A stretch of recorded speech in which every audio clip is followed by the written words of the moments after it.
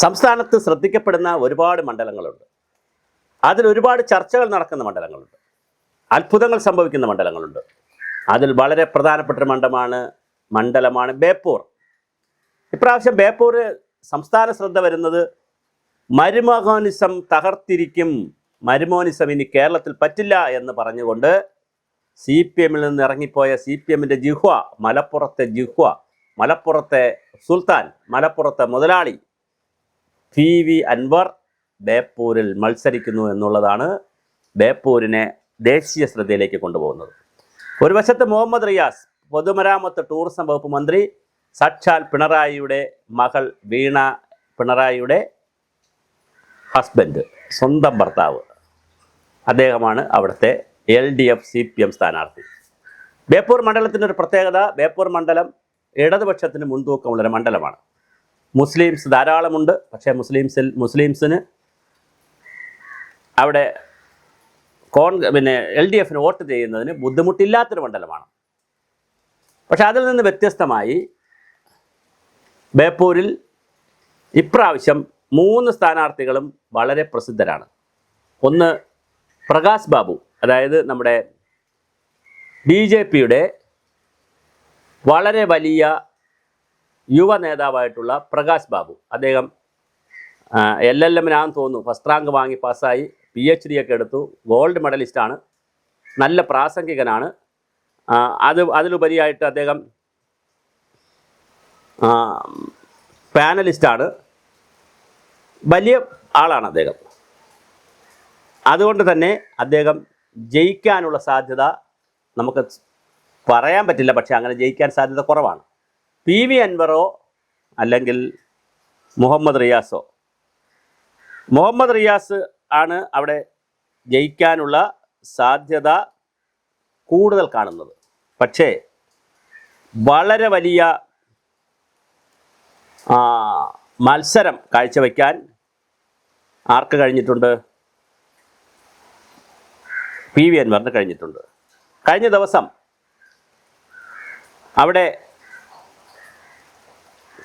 VD Satheesan പോയി പ്രസംഗിച്ചപ്പോൾ പറഞ്ഞു, നിങ്ങൾക്കിതാ ഒരു മന്ത്രി, നേരത്തെ മുഹമ്മദ് റിയാസ് ജയിച്ചപ്പോൾ മന്ത്രിയെങ്കിൽ നിങ്ങൾക്ക് UDF വന്നാൽ PV അൻവർ മന്ത്രിയാണ്.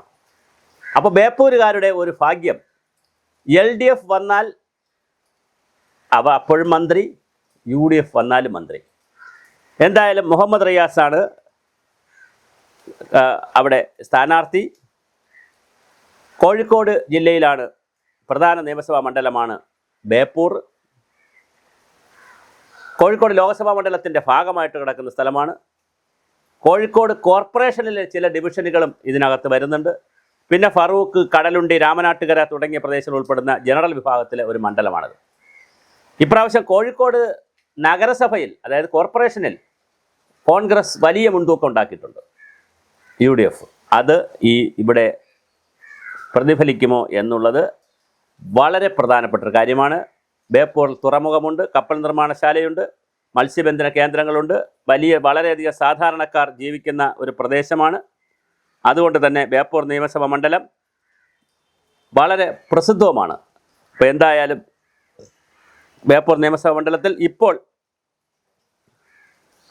ജനപ്രതിനിധി ആയിരിക്കുന്നത് നമ്മുടെ മുഹമ്മദ് റിയാസാണ്. നേരത്തെ 77-ൽ NP മൊയ്തീനായിരുന്നു ഇന്ത്യൻ നാഷണൽ കോൺഗ്രസിൻ്റെ. 2 പ്രാവശ്യം മൊയ്തീൻ അവിടുത്തെ MLA ആയിരുന്നു ഇന്ത്യൻ നാഷണൽ കോൺഗ്രസിൻ്റെ. പിന്നെ കഴിഞ്ഞ് മൂസക്കുട്ടി, CPM-ൻ്റെ മൂസക്കുട്ടി ഉണ്ടായിരുന്നു. പിന്നെ കുറച്ചു കാലം CPM ആണ്. TK ഹംസ തന്നെ 3 വട്ടം TK ഹംസ അവിടെ നിന്ന് MLA ആയിരുന്നു. TK ഹംസ കോൺഗ്രസിൽ നിന്ന് ഇറങ്ങി വന്ന ആളാണ്. അവിടെയാണ് K മാധവൻകുട്ടി ബേപ്പൂരിൽ മത്സരിച്ചിരുന്നു.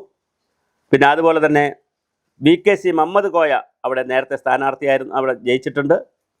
അതിനുശേഷം ഇപ്പോൾ കുറച്ചു കാലം, 2 സീസണായിട്ട് നമ്മുടെ ഇദ്ദേഹമാണ്, ആരാ, മുഹമ്മദ് റിയാസ്. പിന്നെ എളമരം കരീം അവിടെ പ്രതിനിധീകരിച്ചിട്ടുണ്ട്. VKC മുഹമ്മദ് കോയ പ്രതിനിധീകരിച്ചിട്ടുണ്ട്. ചാത്തുണ്ണി പ്രതിനിധീകരിച്ചിട്ടുണ്ട്. അപ്പോൾ ഒത്തിരി ആളുകൾ അവിടെ നിന്ന് എപ്പോഴും CPM-ന് വലിയ മുൻതൂക്കമുള്ള ഒരു മണ്ഡലമാണ്. ഇപ്രാവശ്യം സംഭവിക്കാൻ പോകുന്നൊരു കാര്യം, മുസ്ലിം ലീഗും മുസ്ലിം കമ്മ്യൂണിറ്റിയും മുസ്ലിം സമുദായവും മുസ്ലിം മതവും ഒന്നടങ്കം പി വി അൻവറിനോടൊപ്പം നിൽക്കുന്നത് കൊണ്ടും പി വി അൻവർ എന്ന കാൻഡിഡേറ്റ് ആയതുകൊണ്ടും അദ്ദേഹം ക്രൗഡ് പുള്ളറാണ്, മാസ് ക്രൗഡ് പുള്ളറാണ്, ചെറിയ ആളല്ല. അപ്പോൾ അങ്ങനെ ഒരാളായതുകൊണ്ടും ബി ജെ പി വലിയ വോട്ട് പിടിക്കുകയും ചെയ്താൽ, സി പി എമ്മിൻ്റെ അടക്കമുള്ള വോട്ടുകൾ ബി ജെ പി പിടിക്കുകയും ചെയ്താൽ തീർച്ചയായിട്ടും പി വി അൻവർ ആയിരിക്കും അവിടെ ജയിക്കുക. അങ്ങനെയാണെങ്കിൽ അട്ടിമറി നടക്കും. പരമ്പരാഗതമായി അവിടെ കൂടുതൽ പക്ഷം നോക്കുമ്പോൾ കോൺഗ്രസ്സുകാരും ജയിച്ചിട്ടുണ്ട്. പക്ഷെ കോൺഗ്രസിൽ നിന്ന് മാറിപ്പോയ ടി കെ ഹംസ അടക്കം ഇടതുപക്ഷക്കാരാണ് കൂടുതലും അവിടെ ജയിച്ചിട്ടുള്ളത്. അതിന് ഇപ്രാവശ്യം മാറ്റം വരുമോ എന്നറിയില്ല. എന്തായാലും അതിശക്തമായ മത്സരമാണ് ബേപ്പൂർ നടക്കുന്നത്. ബേപ്പൂർ സുൽത്താനായി പി വി അൻവർ മാറുമോ എന്നുള്ളതാണ് ഈ തെരഞ്ഞെടുപ്പ് ചോദിക്കുന്ന വളരെ പ്രധാനപ്പെട്ട ഒരു ചോദ്യം.